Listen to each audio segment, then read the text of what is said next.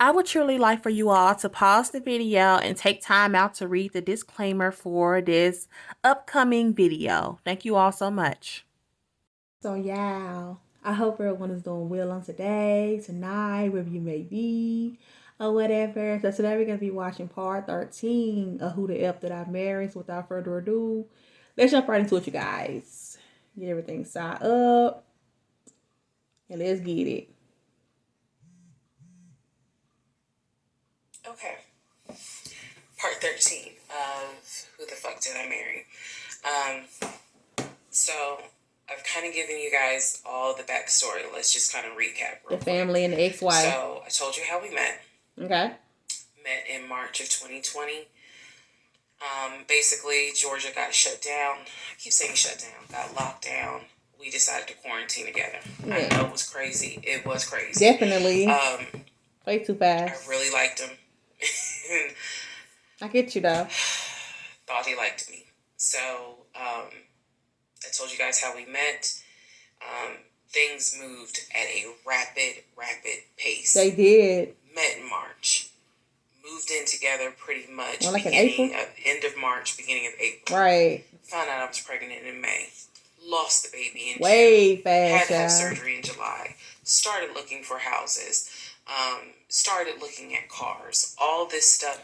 That's why I'm saying I'm giving her like a whole lot of grace. I'm pretty sure like a lot of us have gone through some similar things. Like we really feeling somebody and we think they feel the exact same way about us. And y'all know like life happens. So it's like sometimes you like just take those chances because you think that, hey, this feels right. So let me see what this about. So that's really what it seemed like she did. Happened literally between March and the end of, in August is when I got my car. So, got a car in August. He paid the down payment for that car, which I was shocked by. And no, it was not a BMW or an Audi. It was a Nissan Altima. It's actually something still, because like back to this whole car situation, it's still kind of strange how he talked about getting her a car and everything, but she ended up just getting it herself. But he still paid the down payment, but it's still wild how the other situation like just didn't work out. Like, come on now. Like, there's just like way too many red flags though. Like, we already seen some like on the first meetup. But it's like now we really getting down through there, y'all. There are just way too many red flags at this point in time. But I loved that car at the time. That's nice. So he paid the down payment for that car. Told me he would help me with the car payment. The biggest mistake that I made, and I'll explain why I say this. The biggest mistake I made was that I signed myself up for a car note, where I knew I needed his help to pay the car note. Yes. I knew better. My mom has always taught me, do not ever put yourself in a position where you are financially dependent on a man. Most definitely. And all of that went out the window. And the reason why that's really real though. It just, cause like for me, it's just like it doesn't matter how long you know somebody or think you know them. You should still always have something to like fall on, no matter how much you may trust a person. Always have something to fall back on because you just never know. Cause things could change the next day. Cause everything can seem all good right now, but that person could wake up and just be like, "Hey, I don't want you no more" or something. Then now you just stuck with this payment, not knowing like what you gonna do. So yeah, always have that backup plan, gal. Life 101. Say that was the biggest mistake is because when I pulled back the layers of this whole monstrosity of life that I lived for 2020 and 2021, it really does boil down to the fact that I truly ended up marrying him more out of fear than anything else. I get it. And I'll expound upon that later. But I got the car in August. Yeah. And by this point I was exhausted of looking at cars. I was mad that I didn't get a BMW X5 it wasn't gonna happen with cognac interior. It wasn't gonna happen. And I was tired of looking at houses, getting my hopes up, looking at a house and picturing Just with the myself in fall the master through. bedroom, the kitchen, the island, all that stuff. I'm a visual person, and I was tired of getting my hopes up. Um, so now we're going to segue into fall, going into the holidays. Okay. Girl, what's gonna happen? Here's what happened. Okay. In October, we looked at another house. This house was in Marietta. Absolutely gorgeous. Did it happen though? It was gorgeous. I want to say that the house was about $700,000. I really liked the house. I could see myself living. At this point in time, I really do feel her. Like, I wouldn't even be interested in looking into houses anymore at this point. Like, you're going out looking at all these homes just for everything to fall through. In the end, there's always some kind of excuse. And then when it comes to cars, the same exact thing had happened. So she just decided, hey, I'm tired, so let me go ahead and get my car. But like I said, he still paid the car note and stuff. And like, she even had to admit, like her biggest mistake was putting herself on like a note, knowing she was gonna need this man. But yeah, I be tired of like looking into houses too, y'all, cause how come nothing has worked out yet? Like, y'all have looked at so many homes, because in one segment, I believe she said they looked at 15 houses at one time. I'm just like, so out of all 15, nothing. Out of all 15, like.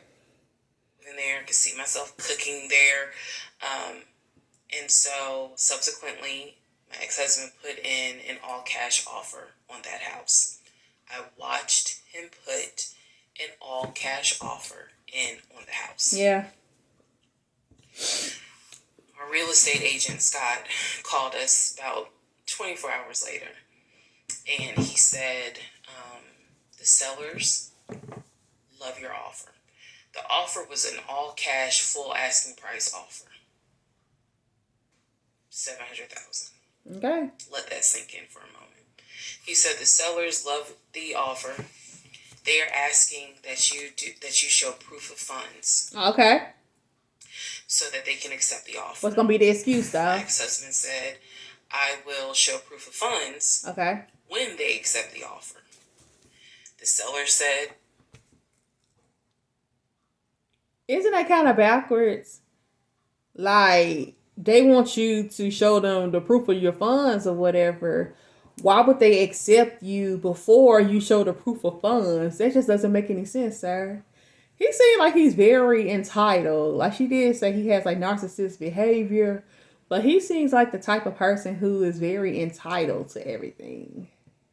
Like, that just like doesn't make sense. I'm trying to fathom that. Like, so they're supposed to approve you or accept your offer before you show these proof of funds. That's just out of whack, in my opinion. It just makes no sense. Great. We'll accept the offer when you show proof of right. funds. So basically, we got into a standoff. I'm sure they did. And if you're a real estate agent or you work in real estate, I would love to know your thoughts on this. I had asked people in my personal life, like, have you ever heard of this before? And I've had plenty of people who said, I sided with the ex-husband. I would not show my bank statements until they accepted the offer. And then I had other people who were like, I wouldn't accept an all-cash offer unless I verify that the person can pay. So I'm just curious what your thoughts are. Okay. So our real estate agent called us and was like, guys, the sellers are giving you 2 days to show proof of funds. I had the letter that he showed me from Chase. I sent that to Scott. But that was for a mortgage. The offer was for all cash. So he needed to show proof of funds that he had the cash to pay $700,000. That's what I'm saying, dog. If you really have it, what's the issue of you actually proving that you have this money that you're claiming to have? Like, it just makes no sense. Like, sir, if you really want this house as bad as you're making it seem, just show the people the proof of funds. Come on. I wouldn't accept you either, especially if you're putting in a cash offer on this big amount. It's like, I don't know. Like, what does he think? He didn't show it. Of course he didn't. He refused to budge. But he was being so on defensive and showing stuff too. them He entitled. proof of funds until they accepted the offer because he was afraid that they were going to create a bidding war. So what ended up happening was Scott called us and said, you know, I apologize because I didn't do my due diligence as a realtor. He said, before I ever started showing you guys a house, I should have collected your pre-approval letter and proof of funds. He said, so at this point, my broker has informed me that I cannot show you guys another house until you show at least us, meaning the real estate firm. Okay. Until you show us proof of funds. That's what I'm saying. And so, what's the problem? I'm just like, well, show them. Telling my ex-husband, just show them the fucking proof of funds. Right. Like, if you got it, right. And so it was a lot of, you know, I find that this is really unprofessional because it's not our fault that you didn't do your job correctly. It got a little ugly and it got uncomfortable because I'm like, I don't understand. It's almost like he's trying to put the blame on someone else. Like, all you have to do is just show them the funds, dude. Show them the proof of income, the proof of funds, whatever they're asking for. Just show it. You can easily just do it. I mean, if it's really there.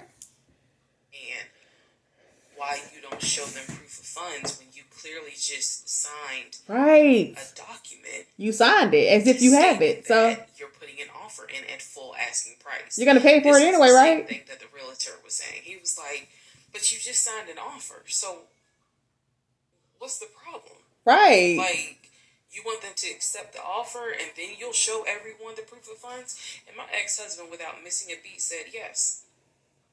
So Scott did his best to work with the seller and say, look, accept the offer. He'll show you, he'll open the books, he'll show you the proof of funds. As they should. The sellers were like, no. No. And it wasn't so much the sellers, it was the seller's agents. Okay. Big respect to the sellers. Most definitely. As they should. They're doing their job. Like, no, that's not how we're doing business. Most definitely. Show those proof of funds before I advise my clients to accept his offer. As they should. If he's not willing to do it, we'll go on to the next person. Because they did have another offer on the table. For, it was less than asking price, but they were willing to accept that offer over the all cash offer because those people had basically shown proof of funds. That's all he had to do. Subsequently, the house fell through. Most definitely. The 2-day deadline. They went with the other offer. Once again, gal, at this point in time, I would just be done with this whole house hunting thing. Nothing is working. So what's the point of continuing? Like, it's always some excuse. Like I said, if he really wanted this house as bad as he made it seem, how come he just can show the proof of funds? Like, that's all he had to do, y'all. That's all he had to do. Like, come on now. Also, at this point, our real estate agent, Scott, and I do not blame him for this, pretty much cut all ties. As he should. Because what he, I believe, felt like was, I don't know what's going on, but something's going on. And this is not how I do business. So, until you guys are ready to show the proof of funds, ain't got nothing to say. Needed to buy a house, you need to get yourself another agent. Because we were already about 20 to 25 houses deep. Too much. By this point. We had already put in 2 other offers. They fell through. And now here we are with this house. And once again, it fell through. Way too much, y'all. But comment down below and let me know how you all feel about that part of the series. And I'll catch you all on the next video. Take care.